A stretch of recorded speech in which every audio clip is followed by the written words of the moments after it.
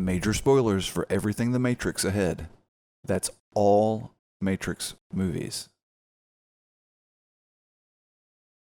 3, 2, 1, go.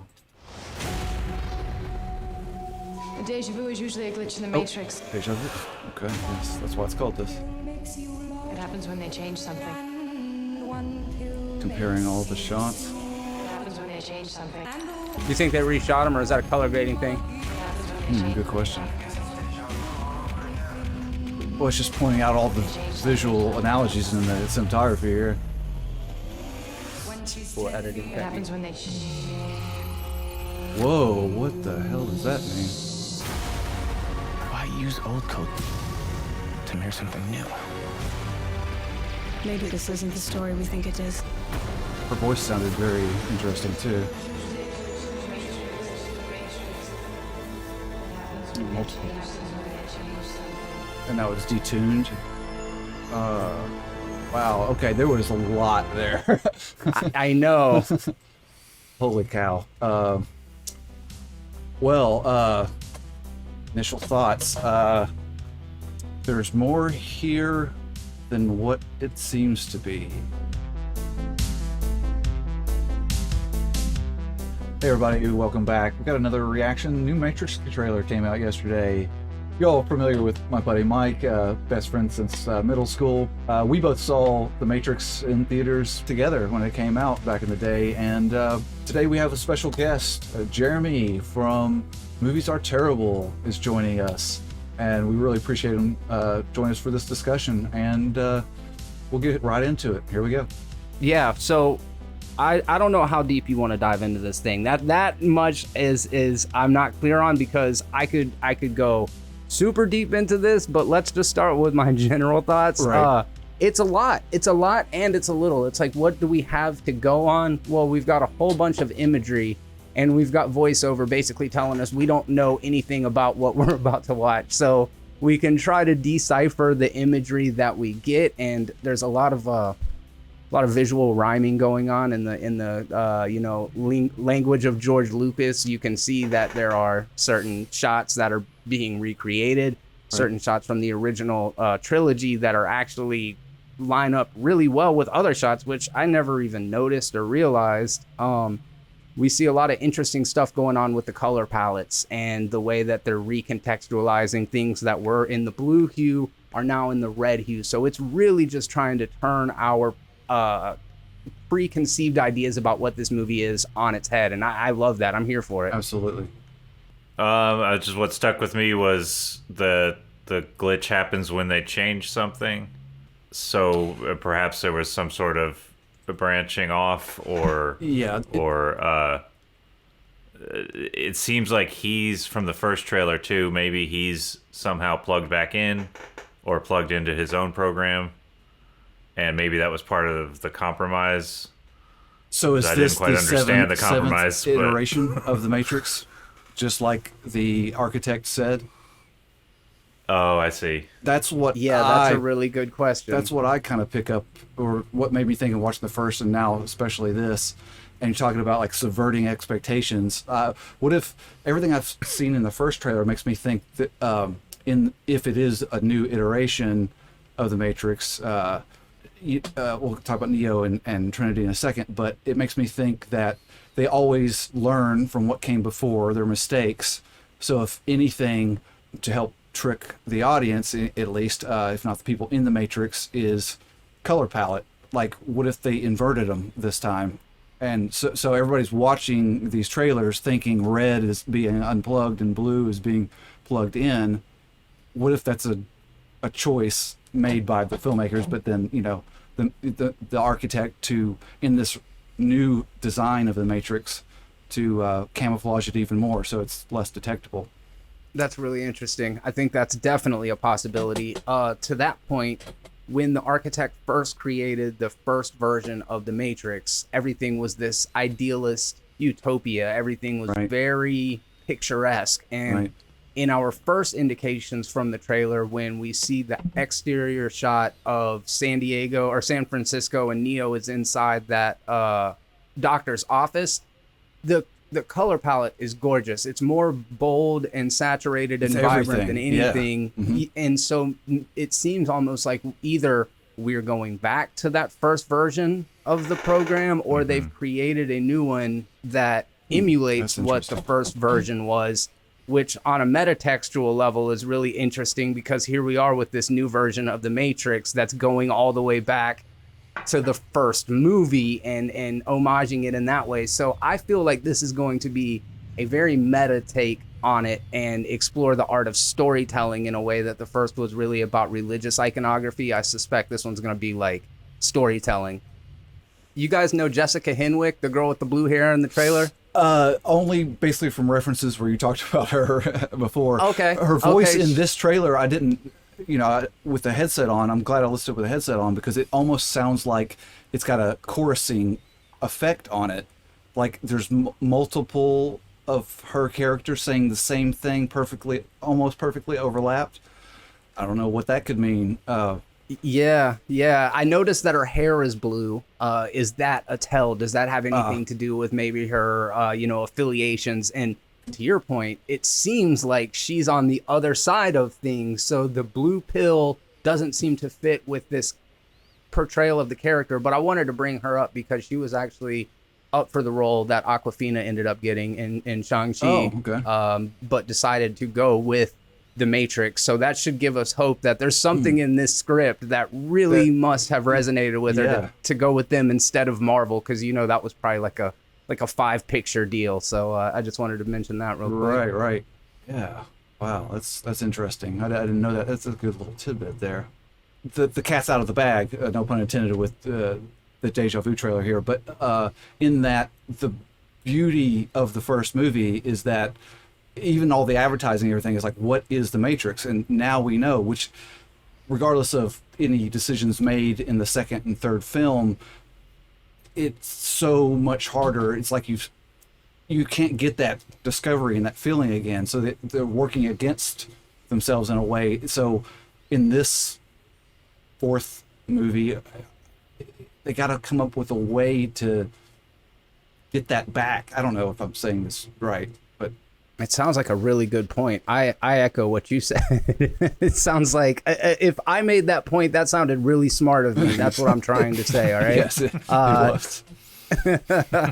No, I get what you're saying. I think you said it. I think you said it very well. And that is kind of the thing. And it's going to be a very challenging situation for them. I think that the best way to do that is to subvert expectations again, because that's what the first one did so well.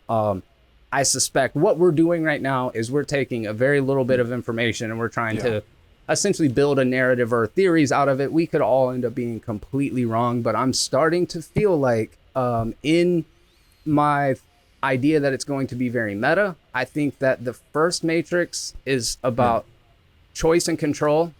I think that's the big crux of the entire first trilogy.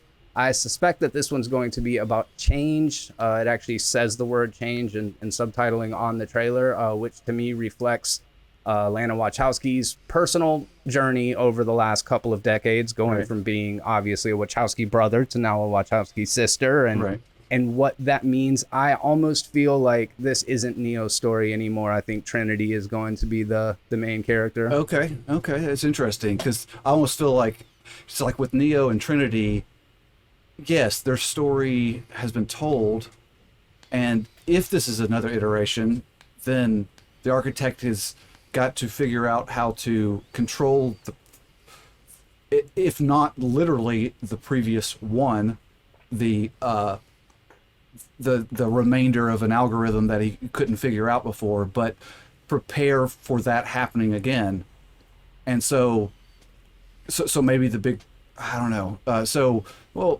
Trinity got stabbed through, and apparently, Neo, Thomas Anderson, or Neo died, in the cross,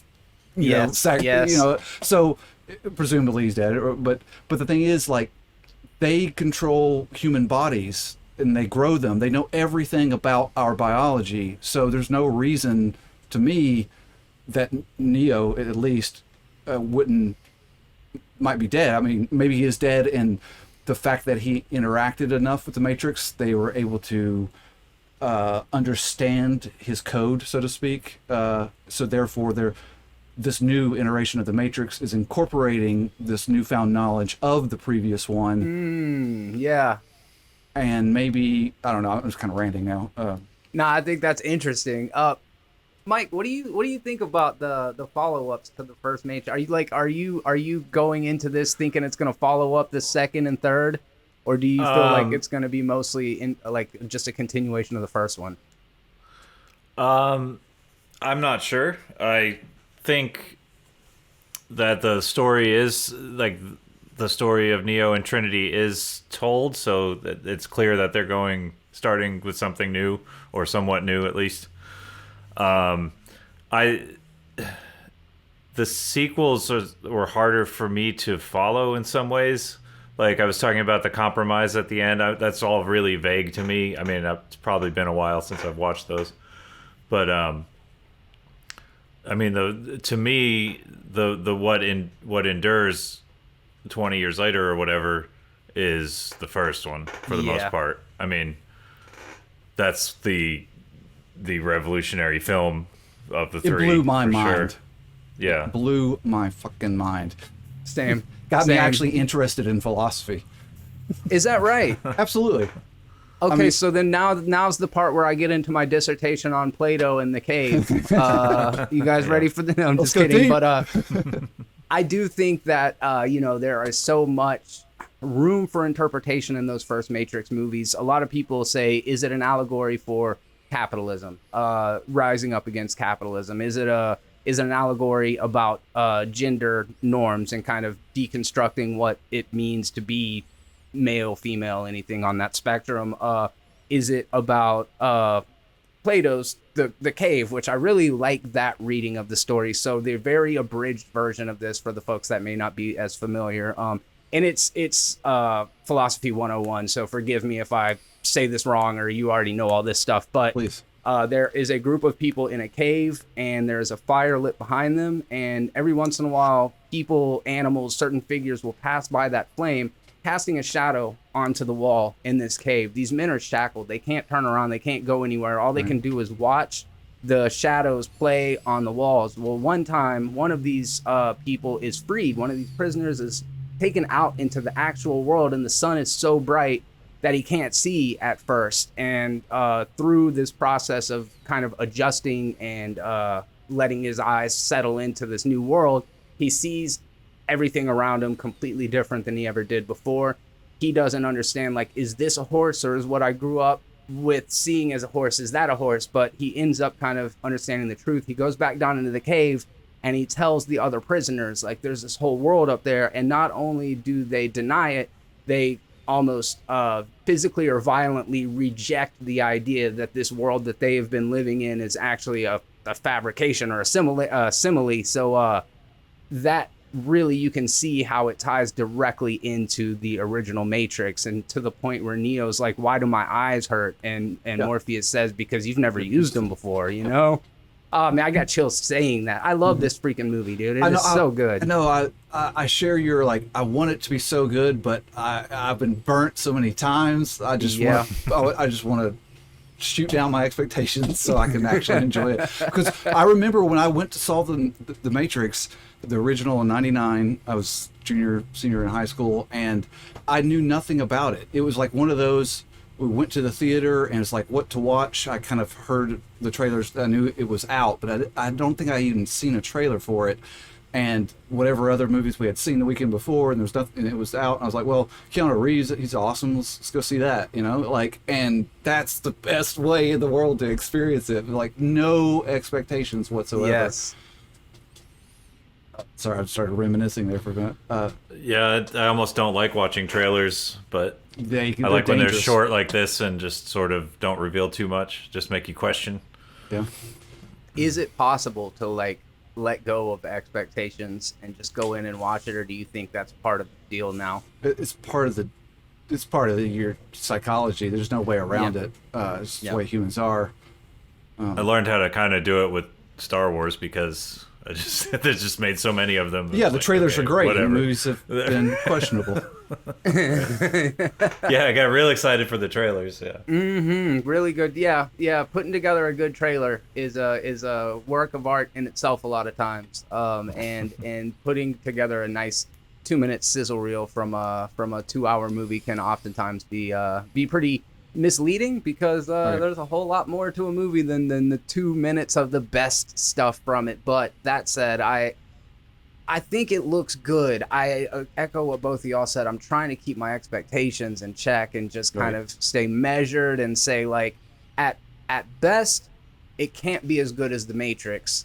At worst, how much worse than Revolutions can it possibly be? Yeah, Revolutions was definitely just nothing amazing about it. Just like, oh, well, we have to finish this part of the story. Like, I mean, I get it. There was good moments, but yeah, cohesively, it was. You seen the Animatrix? I have, absolutely. I have not seen them in a long yeah. time, though. I've definitely watched the Matrix movies a few times in the past few years, but I flipped through it recently. I didn't watch the whole thing again, but I definitely watched it a lot years ago. I'm showing my wife she and I watched the first movie 2 nights ago. We watched Reloaded last night.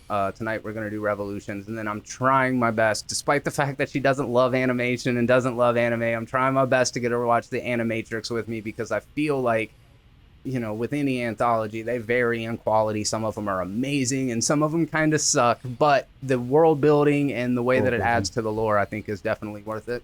trailers have changed over the years. They used to be almost specifically designed to mislead you, and now they verge on telling you exactly what's going on. The whole movie. Or maybe that's just us getting older, and the more we understand how the sausage is made, we're better about reading into things and picking out the tropes and, you know, the metaphor and everything. I don't know. It's very subjective. Hit your 33-second mark. Oh, I'm almost there now. Okay. That is Trinity screaming, but to your point about her voices, if you look at all of those fractal kind of reflections of her, those are clearly just a ton of different actors. Holy shit. You see what I mean? Those are different actors. The one on the far left might be Carrie-Anne Moss, but the two directly beside her, left and right, are not. And I don't know. I'm sure that it has deeper meaning to it. And I've been meaning to ask somebody, like, do you think that the Wachowskis had a handle on all of this stuff when they wrote the screenplay? Were they going through and researching philosophy and Eastern religion and Christianity and all of that and working it in? I don't know, but like when you watch the behind the scenes stuff, like on the DVDs from back in the day, you know, they brought in, you know, they were talking like the book that Neo opens at the beginning of the first Matrix, Simulation and Simulacra. It's about, you know, all of this about like it's just your neurons firing and what's real, you know. So they definitely, I don't think that could have been a mistake. Maybe that was somebody on the set, but you know, just a good person on in prop design put that in there. But I think that was, things like that are very specific. And they brought in a professor, philosopher, I'm blanking on his name, Cornel West, play in the second and third movie. He plays a councilman. They talk about his influence and as far as rights and identity and things like this. And so I got to believe, you know, a lot of that is authentic. It's not just on the surface, but It's not random. Yeah, it's not random. I think it has to be specific. I mean, yeah, the editing in this is just brilliant on this trailer. I thought it was so strange that we're not getting Laurence Fishburne back, and instead we're getting Gugu Mbatha-Raw, which he's great. He played Candyman in the last Candyman movie, but there's one frame. I mean, it's a little bit more than one frame, but it shows he's got the agent earpiece in. Right. So is this version of Morpheus a former agent? Is this version of Morpheus? I noticed that. Yeah, I'm very curious to see which way they go with all this stuff. I'm stoked. I can't wait. 23 seconds are showing the Merovingian from a shot in Reloaded, but it does a nice editing white with that same actor who is an old man in a cave now. Like, what's going on here? Is it these old, and they refer to him as because remember he had like werewolves and stuff like that, and vampires around him, and they just incorporated human lore into this by saying that was previous iterations of the Matrix when they had these types of beings around. So I wonder if he's been completely rejected now, and he himself is a part of the old lore, trying to survive as a rogue. Maybe he'll be an ally this time. There's so many things. They definitely cast him to look villainous, I'd say, in that shot. But it also, to me, it kind of has a hero pose to it as well, like a vengeance kind of. I don't know. I'm reading way deep into this at this point, but there's something about the way that he's got his brow down and he's like looking up and the rain's coming down. It's very much like I'm about to kick butt kind of shot. And by the trailer, I did not get that impression from him at all. But and then is it possible at 38 that the machines are at war with themselves? Or is that clearly like the Nebuchadnezzar and all of the ship kind of that the humans...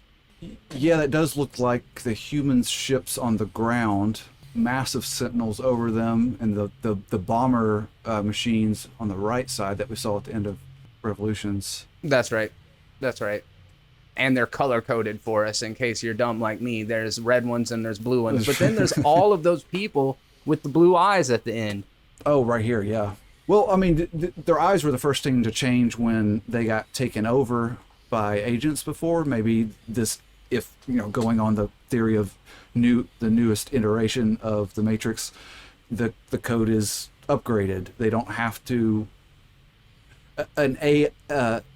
An agent AI doesn't actually have to manifest anymore. Like the Matrix itself can put a little update and just take over a body that already exists. Mm-hmm. Yeah. It could be something like that. Yeah. It's a really freaky shot either way. While trailers do typically give way too much, at least sometimes they try to hide some of the goodies for the trailer, for the movie itself, despite the fact that people like us, people like the three of us talking right now, we're not going to let anything be a surprise. Yeah. Not going to let anything be a secret. Yeah, I almost hate that about myself. Like, so get into something. I was so sick of comic book. I've said this on a few videos or whatever. I'll say it again here. I was so sick of comic book movies. And, you can invest with a character, and 2 or 3 movies later, they just slate clean, new origin story, new actors, new everything. Try it again, and that's the brilliant of the MCU, is that you can get invested, and it's okay. You're not going to be undercut just a movie or 2 or 3 later. Yep. And so along that line, I took a big break after like Thor or something. I might have saw Avengers, but I just stepped away, diving into other things. But by the time Infinity War came around in 18, I can't remember, but it broke my bubbles. Like the advertising and everything was so big, and I didn't realize they were getting huge actors. Like like I saw Benedict Cumberbatch as Doctor Strange in a trailer. I'm like, what is happening now? Like shit has changed. Kidding. And so I went to see Infinity War blank slate. But it blew my mind. I'm like, something has fucking changed, and it worked. It was cohesive. Obviously, in the year between Infinity War and Endgame, I went back and just, crash coursed everything. Yeah. Just couldn't get enough. And so it just made the rewatch of Infinity War better and better each time, because now I get all those character development details and everything. Yeah. But I can't stress enough that I got to experience Infinity War as a blank slate. So for the most part, and it worked. It was solid, even with 25 fucking characters and all over the place, and you don't know, vaguely know a little bit about some of them and nothing about most of them, and it still worked so well. Like, it's a great movie. So that's super cool. I've always wondered, and I've asked the question aloud even, how does a movie like that hit if you haven't seen everything leading up to it? So hearing that it actually worked is again, it's just another testament to what they're doing. Mike, what about, what's your relationship with the MCU movies? Have you been watching them since the rip? I remember going to see Iron Man, and I was a little surprised that the little theater downtown had it. They didn't usually have big budget movies, and I think I just went after work one night or something, just for the hell of it, and I really enjoyed that one. kept up with them, but not religiously or not too close. There were definitely some that I hadn't seen as of a few years ago, sort of around the time of Infinity War. I went back probably and caught up on some of them. I think part of the appeal is that they do connect together because some of them are weak. I mean, as films that wouldn't be as good or wouldn't have as much to redeem them if they weren't connected to Yeah, I get it. better movies. Yeah, I get it for sure. But I enjoy almost all of them. You know, I don't expect too much from comic book films usually. I get some enjoyment out of them. There hasn't been anything I think that would as that dragged on or was just really bad. Yeah. Like frankly, like Batman versus Superman was. Oof. That's relatable Like, too, man. I get it. The 45 minutes in the middle that are just awful. I mean, it just drags on, and there's things I like about it. It looks great, but you know, they did not have. I mean, maybe Zack Snyder had somewhat of an overall plan, but it was not done in such a way to tie everything together. And like Nick was saying, you still had the Nolan Batman movies, and you had these other the Joker, and you know, these other films. So, which is fine, but if you want to have a cohesive universe, you can't do that too much. It's confusing, I think, to the audience. So yeah, I agree. The reason why I think the reason why I ask is because I feel like on the heels of us discussing the Animatrix and on the heels of this franchise going back as long as it does, like I feel like there'd be a potential for a Matrix universe because there's infinite stories that we could tell in this world, right? I was wondering, I'm sure that there are comic books since the movie came out. There have to be. Well, I've never read just any, like but, MCU phases, like each iteration of the Matrix could be, you know, like a type of phase. There's so much potential. So Usually much there's Cool idea, man. serialized novels and all sorts. I mean, surely there are, unless they specifically didn't want to give the licensing. A lot of people don't know. We're asking why Laurence Fishburne wasn't reprising his role as everybody else is theirs, but according to the Wachowskis, one of the Matrix video games are canon, and spoiler alert, Morpheus dies in one of the games. So I don't know if you knew that, but that would explain why Laurence Fishburne isn't reprising his role. Shit. Neo died in like every one of the movies. But there he is, so yeah. Yeah. They could have chosen to ignore the video game, though, I think. Of course, Yeah, of of course. But- Yeah. But good excuse, whoever said it. Good excuse, Lana. We see you. I wonder if it's got to be a demanding role. Yeah. Not everybody's Keanu Reeves and just can still get up and do martial arts in their mid-50s or whatever. How old is he? Is he in his 50s? Wow. Sure. Yeah, maybe 52, 53. Wow. Still It's killing the new it. 30. Yeah, I know, right? It is true. It is true. 57 years. You're kidding me. Jesus, 57 years old. 57? Go Holy cow. Keanu. Paul Rudd, you ain't got I shit know, on Keanu. Seriously, we'll give it to him. We'll give it to him. That's something else. Wow. Yeah, man, I'm going to be like decrepit and dead by the time I'm 57. I need to get out there and like work out. Maybe we all need to be doing Seriously. some martial arts and stuff, regardless if we're in a movie, to keep us on track. Now you're just making me feel bad. I think you said something about being a Libra the other day. I caught on I one of your am. videos. So yeah, same here. October. Are you? Yeah, October. Okay. Early October. Hey, we're Okay. love babies from Yeah. you know, coming from the February holiday. You know what I mean?